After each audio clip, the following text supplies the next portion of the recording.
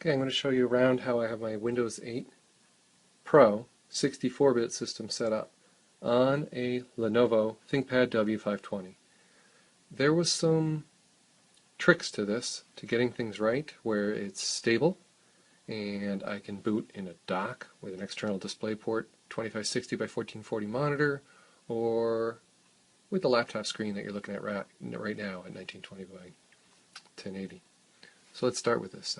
So yeah, there you'll see that I've got a Core i7 in here and 16 gig of RAM. Fine. If I show you Device Manager, a little more interesting, we've got Nvidia Quadro driver. So I'll just show you the driver that's installed. And this comes along for the ride with the driver download bundle that you get from Lenovo's website. So looks like late August. Alright.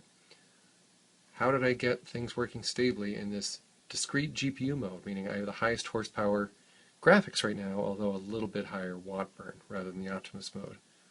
Well, let me show you the BIOS. So there's definitely some advantages to configuring it the way I've done it, because when I'm docked, my external DisplayPort cable coming out the side of the laptop here goes straight into the monitor. Sorry, you're not seeing my laptop, you're just seeing the screen, but hit F1 to go into the little ThinkPad setup, and let's have a look around together here. Alright, I'm going to show every menu option. So if someone wants to set up their system the same way as me, with a solid-state mSATA drive for my C drive that I'm booting from, and then two 1 terabyte drives in the drive bays. One's inside the internal hard drive bay, 2.5 inch, and the other 1 terabyte drive is inside the C-ROM tray. That's an optional hard drive tray.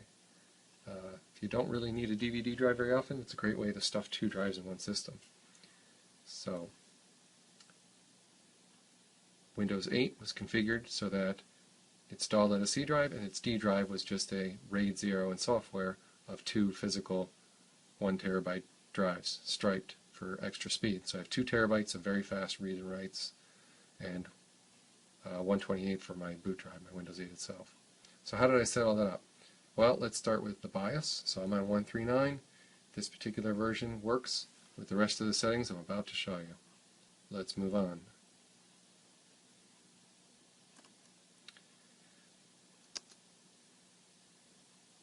Okay, I've got boot on LAN turned off, not really important. Always on charge mode? Sure, if you want to charge something like an iPhone 5 while the laptop's suspended. The yellow port in the back, USB port, will still charge. Keyboard and mouse, best to leave this like that, I found, because I do use an external keyboard. Display, this is really important. Digital on ThinkPad. So, I've got a DisplayPort cable coming right outside my ThinkPad, going over to my large monitor when I'm docked. But right now, obviously, you're looking right at the built-in LCD on the laptop. Well, not so obvious to you watching the video, but yeah, we're looking at the actual ThinkPad screen. So if you leave it like this, it works great, because when I'm docked, I can see what's going on when I'm booting. Let me show you what I mean. If we change to any, you have complete flexibility. Digital on ThinkPad, on dock, analog, and so forth. If we go over to graphics device and change it to one of these other modes, like integrated graphics, well, guess what? You can only boot off the LCD, which means in my case, my LCD, my laptop's closed in a dock, out of sight behind me when I'm sitting on my desk, so that's not good. And it's also slower graphics. How about this, this Nvidia Optimus mode? Same deal. You can still only export the initial BIOS boot screen and all that to the LCD. Not so good. So whether or not you have Optimus type, yeah, you're just limited. So back to where I was. Discrete graphics, showing digital on the ThinkPad itself, and I just cable straight to the ThinkPad. I'm having good luck with that. I might go back to playing with the dock connector at some point. We'll turn off Optimus because I'm not using that. Okay, so those are the settings I use for video and the reasons why. Time to move on, hitting escape. Power, not particularly important. Once you get an operating system booted, it takes over. Let's move on. Beeping, that's a personal choice thing. If your laptop wakes up in the middle of the night, say to back up, you might consider turning it off, say, so that you don't hear your laptop do its timed wake up in the middle of the night to do a backup and shut back to sleep again. You don't necessarily need a beep coming out of the speaker to wake you if that's, say, in a bedroom, for instance. Personal choice, really, not super important. Sata Mode, you need to be in ACI for decent speed. I don't have RAID on my particular motherboard. CPU enabled and hyperthreading enabled. AMT, I happen to be disabled at the moment. That's a personal choice thing. Not really important. Date and time. Password settings, also personal choice. I'll mention on solid state drives, I have trouble turning this on. I can blue screen to death when I resume from sleep on Windows 7 or Windows 8. So, again, you may have drive encryption and so forth. Fingerprint, that's mine set up. I have an external fingerprint reader, actually. Security chip active. Let's keep on cruising through. Very important screen. VTD. If you turn this on, this laptop will hang solid in discrete graphics modes. People have been talking about this for a year from the early versions of Windows 8 betas. So the key is turn on virtualization, which I do use for VMware Workstation, say. But VTD I don't really need. That has to do with passing through USB to a VM and so forth. Not required for my needs. So turning on VTD got me stability for my graphics driver. I can't explain why, but it sure works. As soon as I turn this on, I boot. I get my Windows 8 desktop, it locks up the mouse solid, your host. Turn this off, everything works great with the Lenovo driver in discrete graphics mode. Moving on, I/O ports. I disable all the ports I don't use. You can see I've done that. Anti-theft, up to you again. Startup, I got my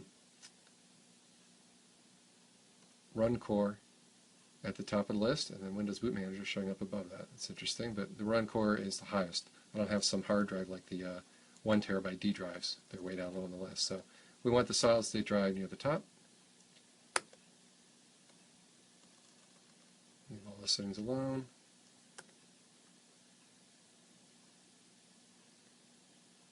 And sure, exit saving changes. All I did was disable the power beep. Got to be careful with that because it can also be handy to have it beeping when your battery's low and so forth. Really depends on your situation. Probably best to leave that enabled.